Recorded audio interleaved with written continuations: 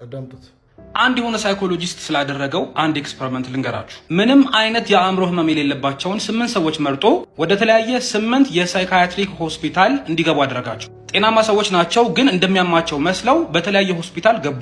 ሳይኮሎጂስቱ ለ8ቱ ሰዎች አንድ ትዕዛዝ ሰጣቸው። የተለያየ ድምፅ ዝም ብሎ እንደሚሰማችሁ ለዶክተሮቹ ንገሯቸው። በተደጋጋሚ ያለማቋረጥ ድምፆቹ ይሰሙኛል ብላችሁ ተናገሩ ተባሉ። ሁሉም ሆስፒታል እንዲቆዩ ተፈቀደላቸውና ሁሉም ስኪዞፍሬኒያ የሚባል የአእምሮ በሽታ እንዳለባቸው ተነገራቸው። ትሪትመንት እያገኙ የተወሰነ ቀናት ከቆዩ በኋላ የላካቸው ሳይኮሎጂስት አሁን ደግሞ ማስመሰል እንዲያቆሙ ነገራቸው። ይሰማቸው የነበረውም ድምፅ እንደጠፋና አሁን ላይ ደህና እንደሆኑ ለሳይካትሪስቶቹ ነገሯቸው አላቸው። እንደተባሉትም ተናገሩ። ደህና ነኝ፣ አሁን ድምፅ አይሰማኝም ብለው ማለት ነው። ከዚህ በኋላ ኖርማል ሆነው እዛው ሆስፒታል ውስጥ መኖር ቀጠሉ። አሁን እዚህ ጋር ሆስፒታሉ እንዲለቃቸው ተጠብቆ ይሆናል አይደለ?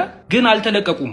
8ቱም ወደ ኖርማል ቢመለሱ ሐኪሞቹ አላመኗቸውም። መዳናቸውን ስላላመኑ ሳይለቋቸው ቆዩ። ለምን ካላችሁ አንድ ጊዜ እብድ ናቸው ብለው ስላመኑ ሰዎቹ የሚያደርጉት ነገር በሙሉ ከእብደት ጋር የተያያዘ መሰላቸው። ቁጭ ብለው ሲጽፉም፣ ዝም ብለው ሲቀመጡም፣ በደንብ ሲስቁም ሲያዩዋቸው ነገሩ ከእብደት ጋር የተያያዘ ነው ብለው ነው ያሰቡት። እነዚህ ሰዎች ግን ድሮውንም የአእምሮ ህመም የለባቸውም። አሁን ላይ እንደውም እንደሚያመው ሰው ማስመሰላቸውንም ካቆሙ ቆይተዋል። ነገር ግን በጤናማ አእምሮ የሚያደርጉት ነገር ሁሉ በዶክተሮቹ የሚታየው ከህመሙ ጋር ተገናኝቶ ነው። አንዴ ስለነሱ ያላቸው አመለካከት ስለተወሰነ እንደ ኖርማል ጤናማ ሰዎች ሊያዩዋቸው አልቻሉም። እንደውም በመጨረሻ ሲለቋቸው ሙሉ ለሙሉ አልተሻላቸውም። አሁንም ችግር አለባቸው ብለው ጽፈው ነው የለቀቋቸው። ሰዎች እናንተን አንዴ በሆነ ማንነት የሚያውቋችሁ ከሆነ ከዛ በኋላ የፈለገ ባህሪያችሁ ቢቀየር፣ የራስ መተማመናችሁ ቢገነባ፣ ፍርሃታችሁ ቢጠፋ፣ ሌላ ሰው ብትገነቡ እንኳን እናንተን በአዲስ መነጽር ለማየት ይከብዳቸዋል። ድሮ በሆነ ጉዳይ ላይ እውቀት የሌላችሁ ከነበረ እውቀቱን ይዛችሁት ቢያይም አያምንም። የሆነ ነገር የማትችሉ ከነበረ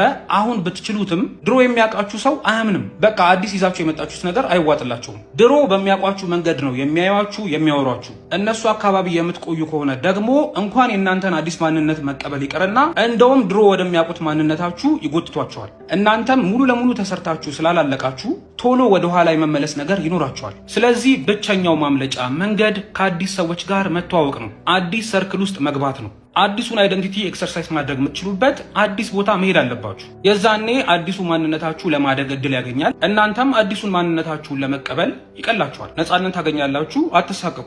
በቀድሙ ምሳሌ መሰረት ከሄድን አንዴ እብድ ነው ብለው ባመኑ ሰዎች መካከል አትገኙ። ሰዎች ስለኛ ያላቸውን አመለካከት እንዲቀይሩ ማድረግ ከምታስቡት በላይ ከባድ ነው። በራስ መተማመናችሁ ላይ፣ ባህሪያችሁ ላይ፣ በአጠቃላይ ውስጣችሁ ላይ ከሰራችሁ ካሳደጋችሁት በኋላ የምትሰሩት ትልቅ ስህተት ምን ታውቃላችሁ? ወደ ኋላ ተመልሶ ተለውጫለሁ የሚለውን ለድሮ ጓደኞቻችሁ፣ ድሮ ለሚያውቋችሁ ሰዎች ለማሳየት መሞከር ነው። አትድከሙ። አንዴ ስለናንተ በያዙት ማንነት ነው ትሪት እያደረጓችሁ የሚቀጥሉት። ይሄ አንድ አባባልን ያስታውሰኛል። People don't resist our change. They resist changing the way they see us.